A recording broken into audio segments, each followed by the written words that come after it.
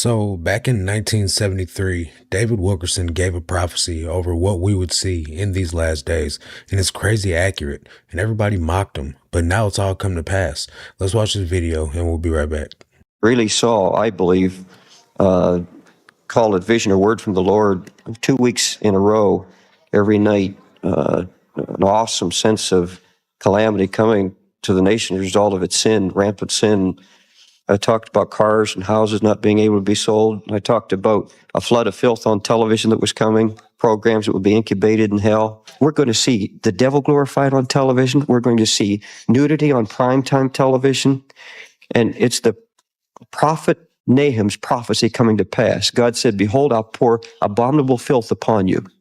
Now, that doesn't mean that God has a reservoir of smut and filth, but the devil does, and the Holy Spirit's been restraining it. But men are clamoring for nudity, streaking, filth, dirty television programming, and they're going to get it. Yes. I'm not a prophecy expert. I'm not a prophet. But I got a historical view of how God deals with nations who reach what I call flashpoints. When they reach these certain points of violence, for example, when the nation became violent, God said, "I'll destroy it." And once again, all through the Old Testament, you eat violence. And every time Jerusalem, Israel, Babylon became violent, God destroyed it. I saw the moral landslide that happens, permissiveness and sexual morals, rampant homosexuality, all of these things. The prophet Nahum, for example, came to Nineveh. Jonah preached and Nineveh repented. 150-year reprieve was given to Nineveh. And all comes the prophet Nahum, and he said, "Now God's going to destroy you. And I'm going to give you 5 reasons." He said, "You've become an alcoholic society. You become drunken." He said, "Your men have become as women." Now that fits here today so much that we call it bisexual. He said, "Your leaders have become as grasshoppers." In other words, they won't make decisions. They promise everything to everybody. He said, "You're running to and fro. Your shepherds have begun to slumber. They're sleeping. And your people are left empty and void and wasted." Now, how can God destroy Nineveh for these 5 sins and allow us to commit the 5 same sins rampantly and get away with it? There's no possibility of that. The prophet Azariah came to Jehoshaphat. He says, "As long as you trust God, God is with you. The moment you forsake God, God forsakes you." And at that point, America's in trouble. And if we do not have from our government leaders now, we have congressmen who've asked us to vote for them. They're born-again believers. All right, then let them take their stand. Let them not be ashamed of Jesus Christ. Let Christ be integrated into the government. All right? Then we'll see the Lord keep this judgment suspended. He'll keep withstanding. He'll keep withholding it. He's done that time and time again all through history. But the moment we break his commandments, the moment we become ashamed of his testimony, then black days. I talked about earthquakes hitting the nations in the world and drought conditions. And when it first came out, I lost an awful lot of support. People who thought I should stick to drug addicts. And I was consequently driven to my Bible. Even some of my very closest, dearest friends thought that I had gone off the deep end. And it came to the place where I really wondered if I had just dreamed this.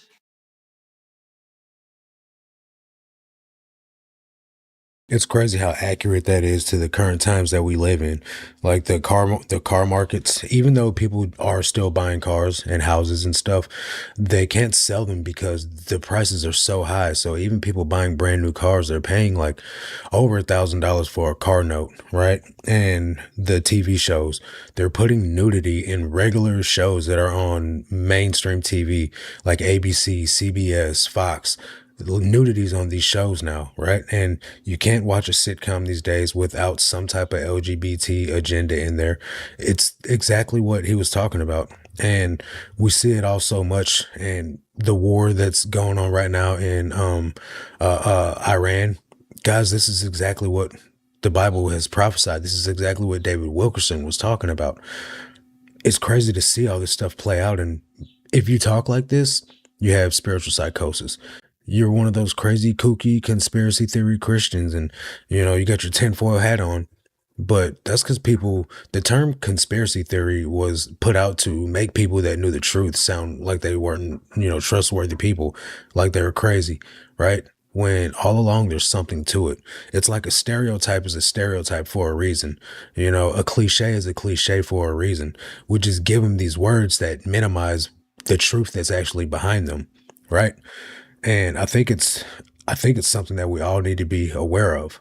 We got a person says it's crazy how you get closer to God, you feel more crazy, or people make you feel that way. LOL. But God is beyond human capacity of understanding what she says, but it's the best path I could possibly be on. Absolutely, guys. Don't let someone make you feel crazy because you believe what God says. Don't let someone make you feel crazy because you're counterculture, right? In these last days, there will be doctrines of demons, and there will be people that come talking a different Jesus, and they're going to try to confuse you to make you follow some false leader, some false teacher, some false Messiah. And it's crazy to think that we have people that believe that we have a holy war going on right now where the Arab Messiah is coming and the Jewish Messiah is coming when Jesus has already come.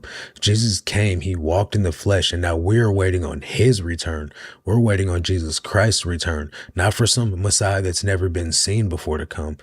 And people are deceived in these last days. I want to read this to you, right? This is 2 Timothy chapter 3. It says, but mark this, there will be terrible times in the last days. People will be lovers of themselves, lovers of money, boastful, proud, abusive, disobedient to their parents, ungrateful, unholy, without love, unforgiving, slanderous, without self-control, brutal, not lovers of the good, treacherous, rash, conceited, lovers of pleasure rather than lovers of God, having a form of godliness but denying its power.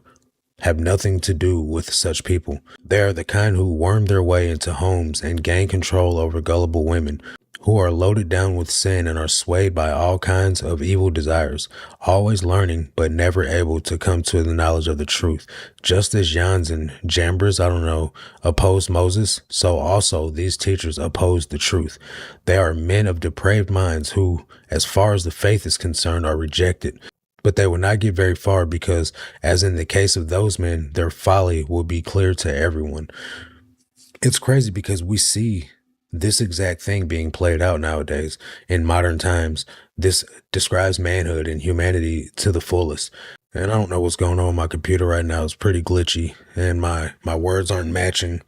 I'm glitching. So I'm probably going to cut this one short, guys, but I just wanted to cover this with you guys and see if you guys are aware of this. If you understand that we are in the last days, guys, because if you're not, you need to get right with Jesus. You need to understand that this stuff is going to end any day now, right? But that's going to do it for this one. I'll catch you guys on the next one. Until then, God bless.